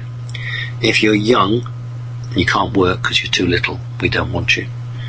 And so what we've done, we've got over the last 10-15 years all these useless eaters, and that's the terminology that they use, who live off microwave dinners, nothing else. So what we're going to do is take all the vitamin goodness out of these processed foods, and then we're going to ban any vitamin sales in the world that we can, and by labelling them poison. So over a period of time, we will reduce the ability of the human body to fight off diseases, which at the moment are quite common but don't really have an effect. But if you reduce the vitamin intake of the human body, then quite mild diseases become quite serious. And a short while ago, the final vitamin factory was built for the New World Order, for the Illuminati, so that all of the elite families and their employees will be able to obtain vitamin supplements. Each individual has a password or a code number, and they will be able to order online. This is the plan. And they will be able to buy their vitamins so that they can supplement their food, and they therefore won't be degraded as everyone else is. So that's one aspect of this 2030 plan, and it goes back 15 years to a secret document that was drawn up. And indeed, about 6 weeks ago, and I forget whether it was the Times newspaper, but there was an article there, and Cameron, the British Prime Minister, was talking, and some of the things that he was reported to have said by the journalist, I knew had appeared on that secret document 15 years ago. So therefore I know that he is being primed from Great Britain's point of view to start pushing through some of these points. Another thing that appeared on this document, is continually being updated, is that all alternative media news sites are to be labelled as terrorist sites. So their object is to remove all alternative media so that you only have your official Fox News or BBC News. And all they do is they just say alternative media, and that would include our show, JP, and all the other shows you do, are terrorist. And then each sovereign government then says, oh, what do we do with terrorism? Oh, yes, well, we stop it. We do this, we do that. So what all the New World Order want to do is to put a label on things they don't like, and then the sovereign governments go and act on how they deal with that label. So this is all playing out. The Pope's kicked it all off. The whistle, or the starting gun, has been fired. And we are going to see how it develops. So that was a good question. Indeed. So, yeah, well, one of the things is I keep referring to the station actually as a PTSD support group. So that might be, we might be able to sort of scoot round some of these rules. But we're not a radio station, we're a PTSD support group. Yeah, got any problems with that? Anyway, so, yeah, and that, there was a big question that popped up as a result of what you just said. Anyway, so let's just move on because I can't remember. So here's that's right. Wouldn't it be nice if that company, whoever they may be, got 7 billion orders, all paid for by the Rockefeller Foundation or something like that, so that everybody got all the vitamins that they needed? That would be good for business, wouldn't it, Simon? Well, there's a huge amount of gold left on the planet, which insiders refer to as King Solomon's gold. And this gold carries quite a karmic weight around it. And some of the dragon societies have access to this gold and are using it for beneficial purposes. There is enough gold in the planet still to give every man, woman and child a few $100s. So that's actually not such a strange thing that you've said. There are moves afoot to try to use some of this money for good purposes. The Rothschilds don't need to make any more profits, thank you very much. They have reached a point where they really don't need any more. All they want to do is to have the planet for themselves. This is the bit that, again, people misunderstand. They tend to think that all reptilians are bad and all Palladians are good. They tend to think that if you're a vegetarian, you're a good person. And I would just remind you that Adolf Hitler was a vegetarian. So why are most of the Illuminati vegetarians? The reason is that they know that your psychic capabilities are enhanced when you don't eat murdered meat. I'm using that word deliberately. If you eat meat, and the animal obviously was killed for the food, you are reducing your psychic capabilities. So just because they're bad doesn't mean they don't want to increase their psychic capabilities. Of course they do. So they want the planet for themselves. They want to be able to walk out in Central Park or Hyde Park or any of the other beautiful parks in the world and not see anybody. They want it all for themselves. So this is the thinking. This is how it all came about. This beautiful planet, we don't want to share it with the ordinary people. We want to get rid of them, and then we can just have it all to ourselves. And that's why I've always said I don't like greed, because that's what it is, not being prepared to share. So is it that they'll eventually get to a planet where they do have the place all to themselves? No, what they'll have is an underground bunker all to themselves, JP. Lovely. Just like a nice little tin. Exactly. Well, you see, on another timeline, that's exactly what happened. They created Armageddon. This is another timeline on Earth. They created Armageddon, and just as H.G. Wells, who wrote the Time Machine in 1895, H.G. Wells was a member of the Illuminati, and in 1895 he wrote a book called The Time Machine. Please, please, please read it, because that is exactly where we are now. In the Time Machine, the human race splits into two groups: those that go and live underground in secure bunkers, and the rest of the people who are chucked off up on the top of the planet to die off. But in one timeline, what happens is that the human species becomes greys, and these are the ones underground in their bunker, hence you can see the connection with the Illuminati. And the residual humans who are left on the planet, expecting them to all die off, they don't. They became Nordics. That's on one timeline. So we are all interconnected. What happens on one timeline can happen on another timeline. It's incredibly fascinating, because time is not linear. We only see it's linear because we're on this third dimensional place. Outside of it, you can see that time is either a loop or an 8 shape or a circle. In other words, it comes back on itself. And at the moment, we don't have a concept on this planet. We have time as a one line. You leave it behind you and you never see it again. I remember primary school, you'd have on the bottom of the book, it would say Stone Age. 1 million years BC, and then the line would come straight through to, man to the moon. And this is how time is, portrayed. And it isn't correct. Anyway, that's that. That would be a very interesting, a kind of group summit or something. What is the true Earth history? Everybody's got their own stories, and I'd like to bring that together one day to maybe have a few speakers giving their different stories and in the same thing, and maybe have a discussion after that. Okay, so Syria.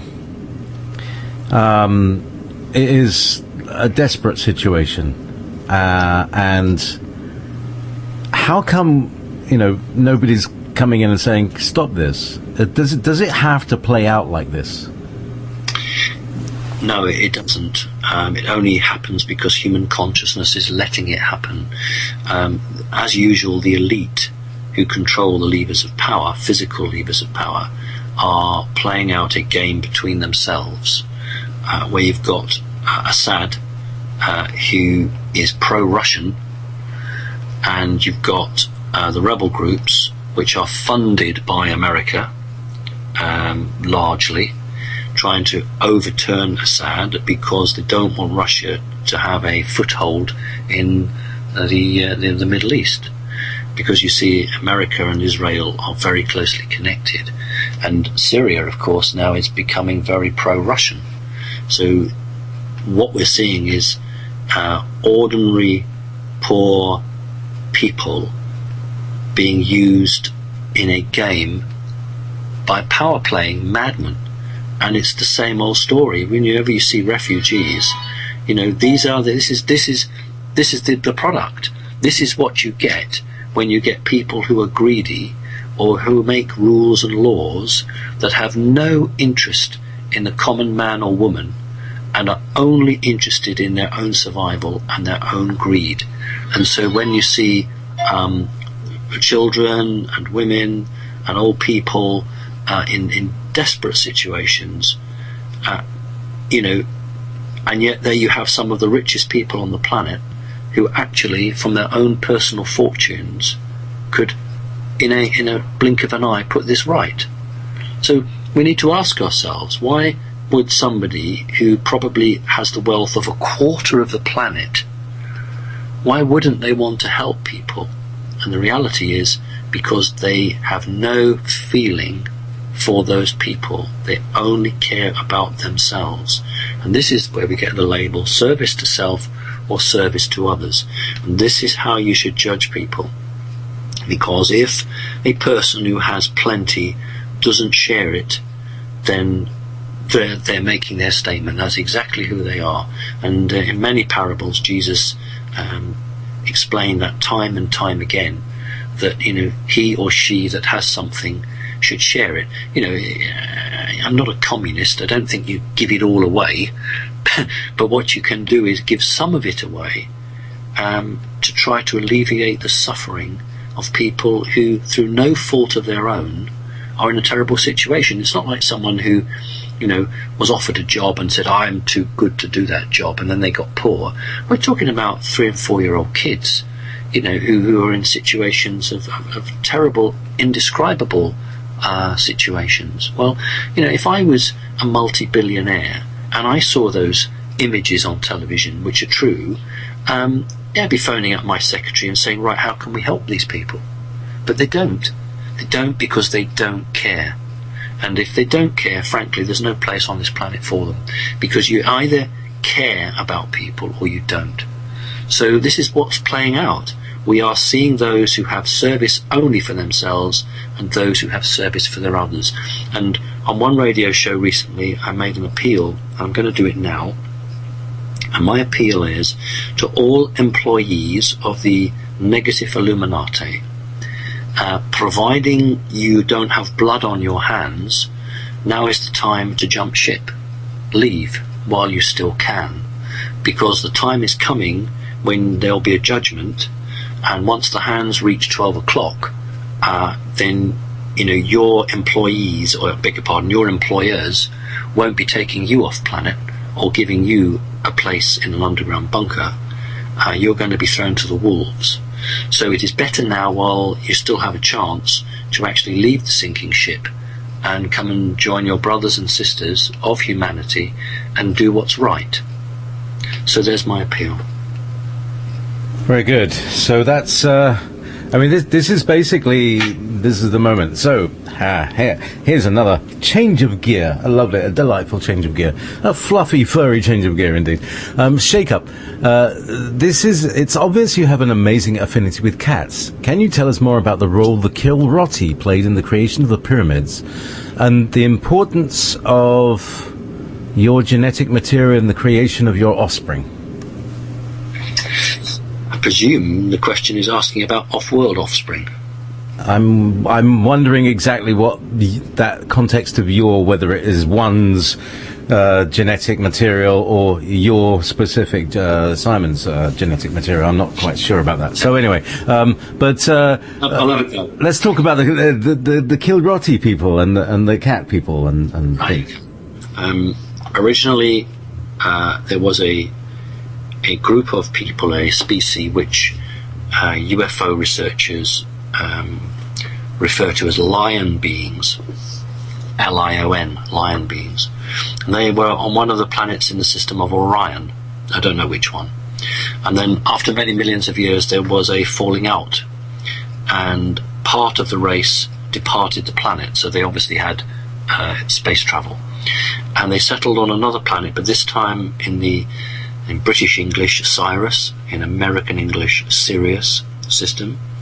And after many millions of years, they evolved so differently that they were no longer similar to the stock that they came from.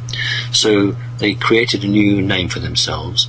American military, not very good at pronouncing names that are not American or German, and I'm not being rude, the American military just not very good at pronouncing anything that's not American, full stop. So the actual proper name for these people is the Ket-Kari. I'll say it again, Ket-Kari.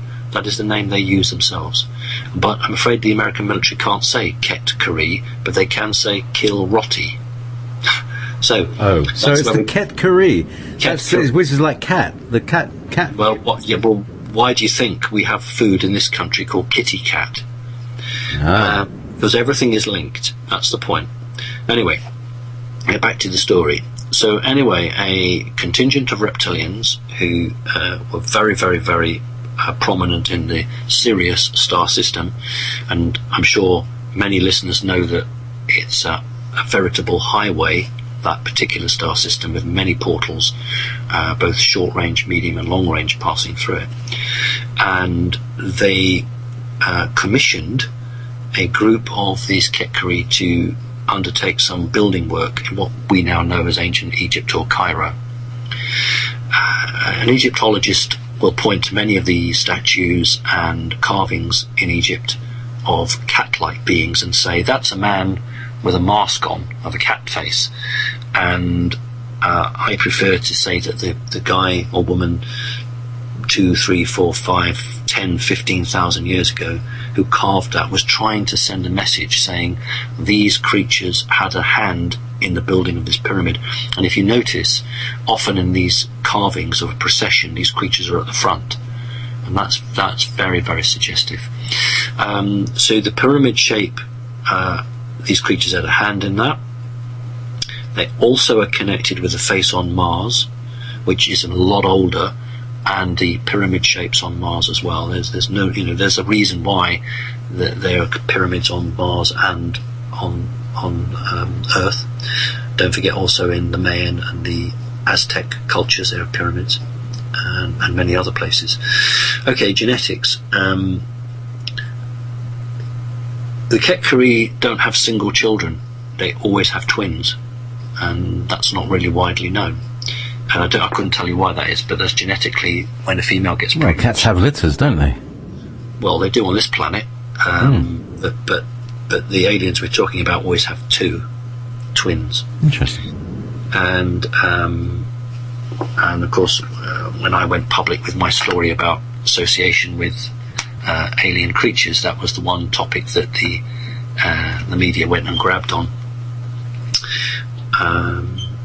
Many people have had their genetics taken from them and had that used to create hybrids. And this is the hybrid program. It isn't just the Greys that do the hybrid program. Humans have the capability of having 12 strands of DNA. And that means there are 12 separate star families out there in the many dimensions who can all trace a link to humanity. That means there are 12 different groups that are compatible with humans. So when through the 50s, 60s, 70s and so on, people talk about fraternization with aliens, it isn't so incredibly strange, because you only have to look at the Bible, where it says that, you know, it doesn't use the word God, it uses gods, you know, took human women. So right back from the days of the Bible, it was confirmed that off-world entities were basically taking human females, and then hybrids were being formed. So this isn't a new thing. The question is, what's the purpose? If the purpose is to celebrate life, then that's fine. But if the purpose is to try to subvert the human race or subvert something, then that's not fine. So the question always for me was not it happening, but what's its purpose? And so that, I think, is perhaps a debate for another show. Good. Wow, excellent. So, the Katkari. And they described as kind of tall, proud-looking, long-haired, but are their faces more like like us? Are they hairy? Do they have beards, noses, stuff like that? Or are they very much more lion-like? And do they have hands or paws? I mean, sorry, I'm really curious about those people. Not too many women have beards. I know one or two, but let's not go there. Anyway. But you did say like us, and that's what confused me, JP. Yeah, well, I've got a long beard, you know. Yeah, I know you have. Right, what on earth was your question again? Oh, no, I was saying, do they have paws or hands? Right. It's a serious question, believe it or not, because when these creatures appeared, there's, as usual, a mass panic. And so what they did was they went into people's minds, they projected, so the person, the contactee, actually saw them as much more cat-like. And what these entities found was that when the human saw them as a cat, they became calmer and could converse with them. So when a researcher talks to a contactee, he or she describes very much a pussycat-like face with two pointy ears and whiskers and cat-like face. I'm sorry to tell you that's not what they look like. That is a mental projection that they project into the contactee's mind to prevent the contactee freaking out. And what these entities look like, they have their hair is always parted in the middle, and they have very long hair, and hence it's like a lion's mane. Now, human ears, the middle bit of your ear is sort of in line with your eye, just probably just a bit below your eye, but their ears are a good half an inch, maybe 3/4 of an inch higher up their head. So it looks to a human as if they're a bit cat-like, because they've got the hair parted down the middle, a long mane, and their ears are incredibly odd, higher up on their head. So they're not like pussycat ears, but they're certainly not like human ears. They are very muscular and they're very strong. A female Katkari is probably between 3 and 5 times stronger than a man. Incredibly strong. They have a very simple hierarchical structure. They have a royal family and everybody else. But to prevent a rebellion or a revolt by the peasants, they created a third tier. They created a middle class, and this middle class are those who serve the royal family. So you have everyone at the bottom, then you have a band in the middle of people who have jobs serving the royalty, and then you have the royalty. So they're not evolved, they're fourth dimensional, and they need to get away from that, but nevertheless that's what they are. They have incredible history with humans, and being fourth dimensional, they understand people quite well. It's just this silly concept of time we have here. We're running out of time, JP, so we should do some more questions. So indeed, yes. Now, and I think this is another beautiful question. Lyran Lady 777. It seems to me one of the greatest assets we have is the human emotion, and not accursed or to be conquered. Why were we created with emotions, and what would be the best way to honor our emotions, and how do our emotions connect to our soul? I think that's a brilliant question. Not surprising, because the persons call themselves Lyra, and as far as I'm concerned, Lyra was the birthplace of the human condition. And Lyran people are some of the most spiritual people on the planet. We, as a race, were created with this because we asked for it. We wanted a challenge, we wanted to develop, we wanted to have the chance to be something beyond our flesh and blood. And I mean, you think of a cat or a dog, they don't have that. They are a divine creature and they have a soul, but they don't have that ultimate top part to it. And we do, which means both good and bad. Bad in the sense that, well, it's not bad because it's divinely created, but bad because humans can make it bad. That if it's used incorrectly, it can create the most terrible harm, which we've seen and we've just been talking about.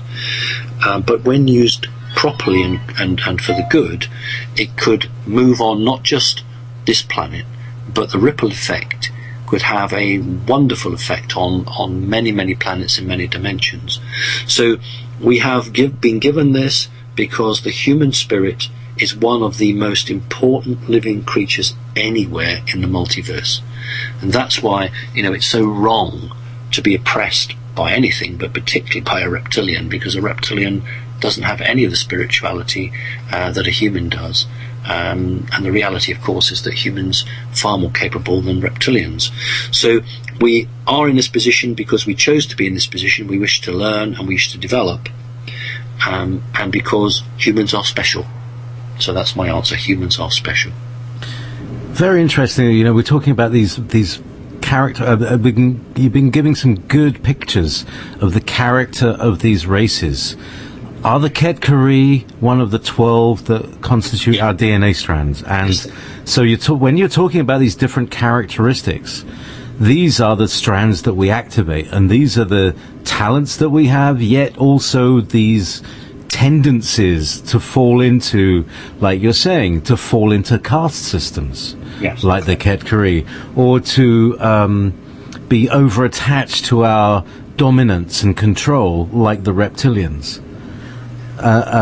So it's a fascinating thing. So we've covered 3 races here. Now here's another question which also relates to that, which is the Rh negative blood thing. Now here's the thing: my dad was Rh negative. He was French Canadian, but I have A positive blood. Does that mean I'm somehow not as spiritual as those people who have got? So, yeah, I'm being facetious because I think this whole thing is a bit of toot, So, can you clear up the whole Rh negative business and it doesn't make people special, does it? What the hell is it? No, we could all be eating special cheese, and that would make us special. The reality is that, from a spiritual point of view, no, it isn't.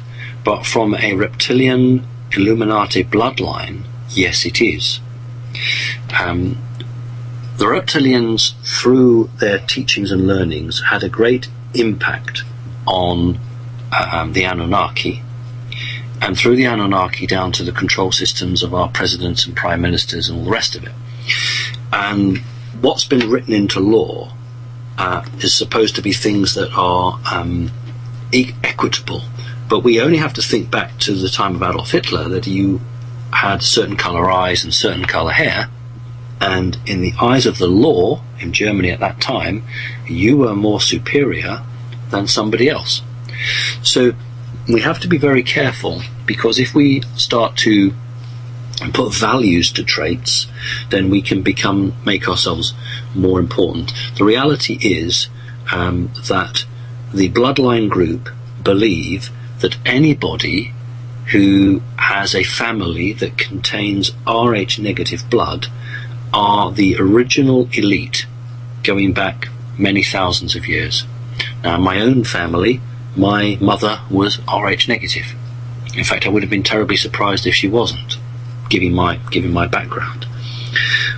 So it doesn't make us special, but in the eyes of these people who are all into ritual, ceremony, dogma, it does, because that means that an individual with that type of background is somebody that they would be interested in. And I I've talked to my clients and I explained to them that, look at poor old Marilyn Monroe, blonde hair, and we have this thing, don't we? And I don't know if it's the same in America, but in Britain it's, don't say it so much now, but if you were a blonde-haired bimbo, a blonde-haired girl, you were supposed to be stupid. This was the thing put out. It comes all the way from the Illuminati. But if you're a female with red hair, then you are more important than a female with blonde hair.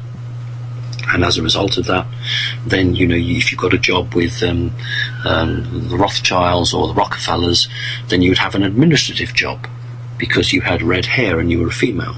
Green eyes, always got to have green eyes. But if you were blonde-haired, well, you'd probably be one of the waitresses, something like that. So they believe in it. They made it part of their law. And, I'd ask your listeners or our listeners to go and research the rhesus monkey and go and have a look at the rhesus monkey. And you'll find some very interesting points about that. Okay, next one. We've got a couple more minutes left. Okay, everybody's giving their blood types in the chat room. It's yes, pluses and minuses. Yeah. Anyway, now, here's a quick question: is everyone on Earth a starseed? If not, how many of them here? What is their purpose? Right. Everybody on this planet is important. And again, I don't want to be labels. I've used the label starseeds, indigos, because that's the word we all use. Vast majority of starseeds or indigos are coming from the fourth dimension. Not all of them, but most of them. And the simple reason is that it's much easier for someone from the fourth dimension to be assimilated and to hit the ground running here in the third. If you come from the fifth, sixth, seventh, then it's a heck of a shock when you come here.